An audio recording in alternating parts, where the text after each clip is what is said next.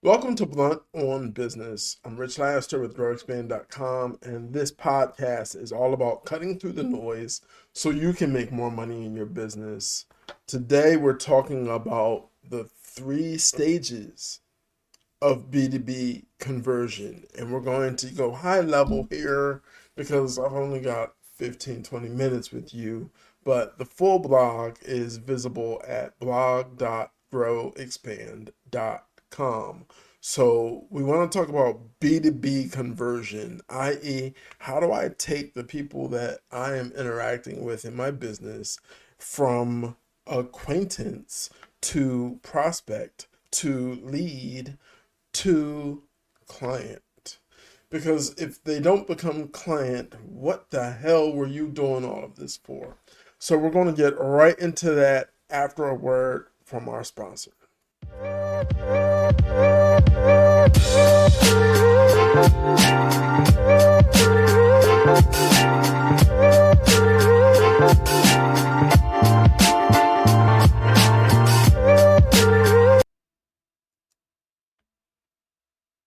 So, what are these 3 stages of conversion? Well, if you've done the work of really studying your ideal client profile, they're going to sound familiar because they run parallel to the buyer journey. Why? Because you want to be in lockstep with their buyer journey. And let's put the phone on vibrate because this sucker just won't shut up today. And my time with you is important. So, step one, stage one, is awareness. Do they even know you exist? Right? Do they know you exist? Do they know what you do? Do they know how you help? Do they know what you're strong at? Do they know what people love you for? Establishing awareness of your brand is great. Establishing awareness of your value proposition is better. True success is when your brand message is born of your value proposition. Why? Because the value you propose to offer everyone you encounter is all that matters. Okay? You are not a jack of all trades. You can't afford that, right? We see a lot of generalists in market right now, and that's okay. It's a tough economy. Darn it, you got listen, you need your sink fixed. Call me. It's tough. But what I need you to do is tighten the belt. I need you exercising daily because I need you handling the stress better. We don't want to have a stroke or a heart attack. We want to build awareness of the value that we specifically bring to the world better than anyone else. Okay? So stage one is awareness. There are a lot of nuggets in stage one. There are a lot. Look, we could spend hours here. I spent a few pages on a blog post Monday morning. What's important is that you know that to build awareness, you are developing your message based on your value proposition as it will be interpreted by the reader, right? I spoke to a friend recently. I was working on a one pager, always updating my collateral. Oh, 2 to 10 employee micro enterprises. He's like, dude, now you know the American ego can't handle being called micro anything, right? Remember South Park? Oh, you have a very large TMI. You want to make sure that in building awareness, you are speaking from their lens. This helps me how? Not we're great at X. No, you want to It's always about them. It's always about the person you're helping. This helps me, the viewer, the reader. This helps me how? If you're successfully going to build awareness, you need to successfully communicate from their viewpoint how you add value. So stage 1 is awareness. Stage 2 is consideration. They're curious. How do you know they're curious? In some way, form, or fashion, they've engaged with your business, with you, with your social media, with a blog post. They've grabbed time on your calendar via your link tree. I don't know. But what I do know is that consideration of you is never going to friggin' happen if you got the awareness piece wrong. And if consideration does happen, are you sure it's going to convert? We want to convert. It's all about converting those opportunities, those prospects into leads, those leads into clients. It's all about converting. So if it's all about converting, what I need you to understand is that there is no stage more important than another. The components in each stage, okay, they're going to depend on who your ideal client profile is, what your value proposition is. But you build awareness to get someone who actually values, who has a need, who's curious about, who has had a need in the past, who may have a need in the future. These are the people you want to engage with. Until you engage with everyone swiftly and successfully and effectively, you're not going to find clients. How do I engage during consideration stage to move that person to client? Remember, if awareness is all about value proposition, how you help them, then consideration is what? Consideration is all about them. It's all about them. You're asking open-ended questions. You are pre-qualifying this prospect in case they become a lead.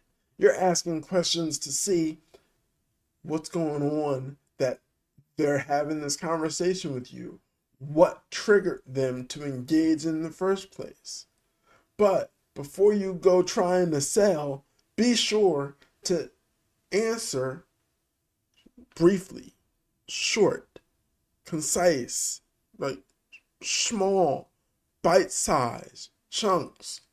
Answer their question, then ask the question, right? They engage now. You answer and engage.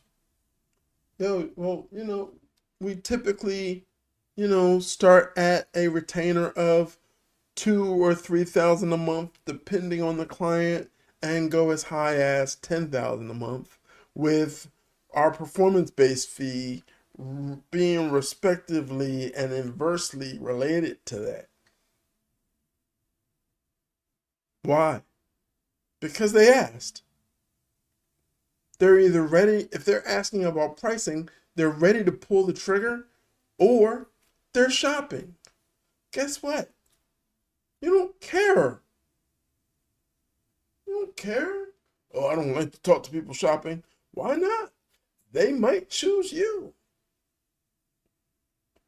You want to make it about the value more than the price, though. If you've built awareness well, and if you have engaged during their consideration phase, this is the stage that you really get to help them get off the fence. Maybe they're shopping, maybe they're not. No one does what I do. There are people that look like they do what I do, but I have my hand in every client relationship. You're not going to find a freaking sales consultant or sales executive that does that. Most are trying to make more money, right? So they're passing you off to a partner or a subcontractor or an employee as fast as possible. That's one of my big differentiators. Only people that work with me know that. But in the consideration phase, one of my questions is, do they know what their sales cycle is? Because most people want instant results. And I'm not Jesus Christ. You know what I mean? I'm not turning water into wine for you. But I'm going to help you, and we're going to be successful, but we're going to ride this train together. How are you engaging with them while they're asking their questions and trying to avoid the fear of having buyer's remorse?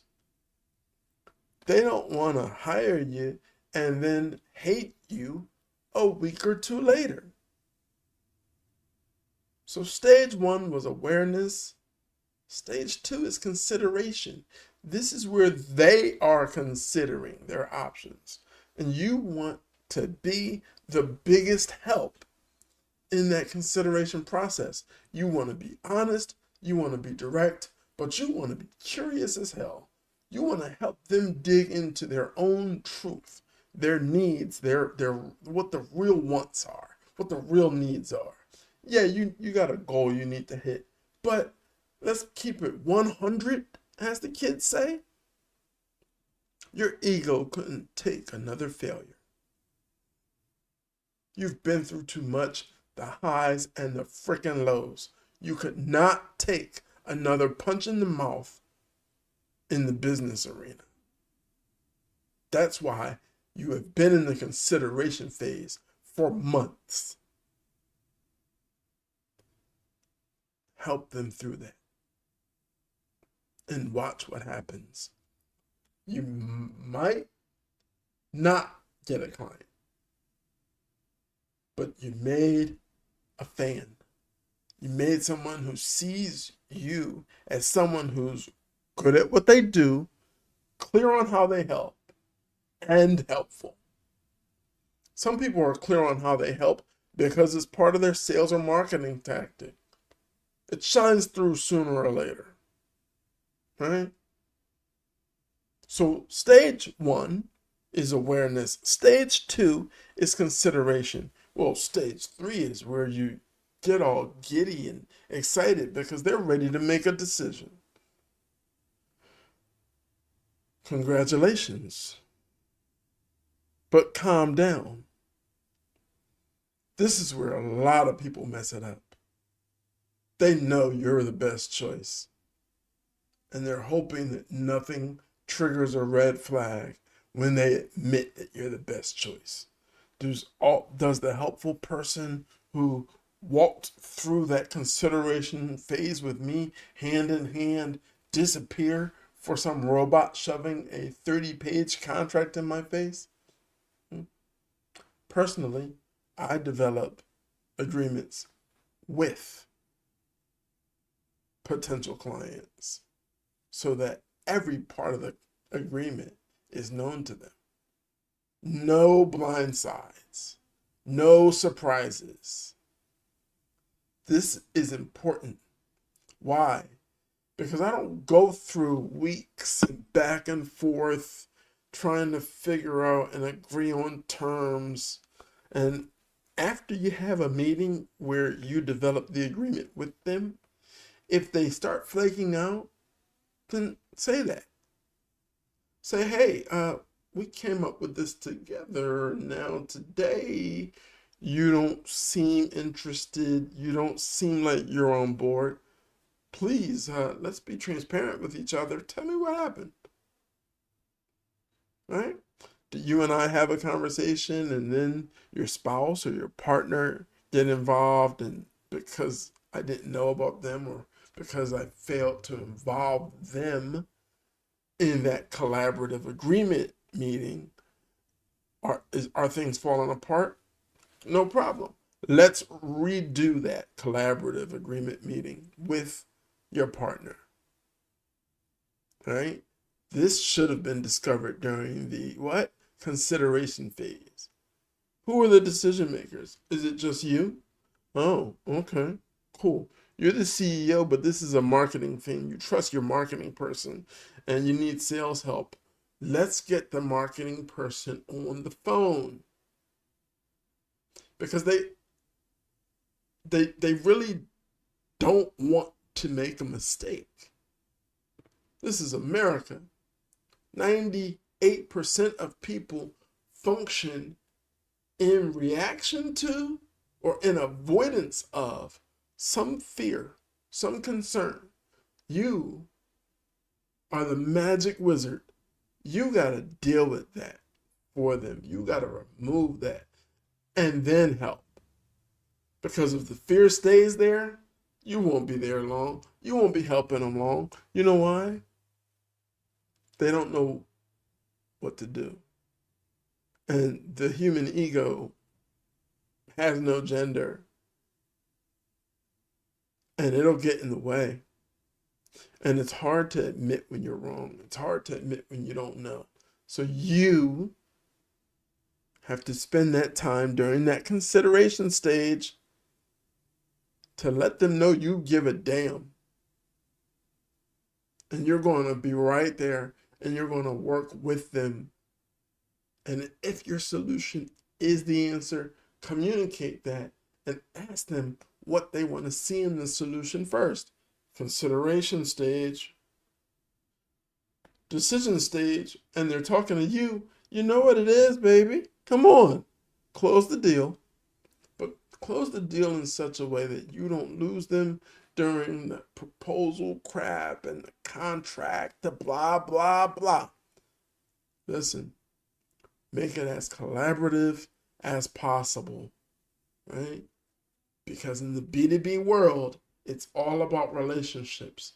So maintain and build and strengthen that relationship in devising your agreement or your contract by having that meeting collaboratively, right? Now, if you have an attorney and they're litigious or they're fear-based and they fear other people being litigious, okay, maybe there are some things in the contract that are staples that your attorney says are important. Share that with the prospective client. Be honest and open. Nobody wants to do business with you and smell something funky. Like, no, keep the bull doo-doo out in the pasture where it belongs. The two of you have work to do. I want to see you be more successful. I want to see you actually converting acquaintances and prospects into leads, and I want to see those leads turning into clients. In the B2B world, we don't really care much about how many followers we have. We care that we are what? Feeding their quest for awareness of solutions, right? By making them aware of our solution. We want to also be stimulating and seeking out engagement, call to actions in all this outreach, in all of this inbound marketing that we're creating, this content, right? Because, helping people, that's everything. It's about people. But people number one is the client. So to convert better, these 3 stages are your everything, right? I'm Rich Laster with growexpand.com. If this was helpful, if you need more information, visit the blog at blog.growexpand.com. If you have questions about your actual business, because this makes sense, but you just don't have the time or energy to execute it, visit richlaster.com or growexpand.com. What you want to do is you want to get on my calendar, okay? Because why do it all yourself, all right? This has been great. Thanks for having another Blunt on Business moment with me. And now a word from our sponsors. A bit about our company. We produce strategies and deploy experts to grow your business revenue. The success of our clients is a direct result of the 25+ years of sales and marketing experience of our founder, Rich Laster. We take the guesswork out of increasing your revenue. Our reputation is built on results, not another roll of the dice with your marketing budget. Visit growexpand.com to learn how.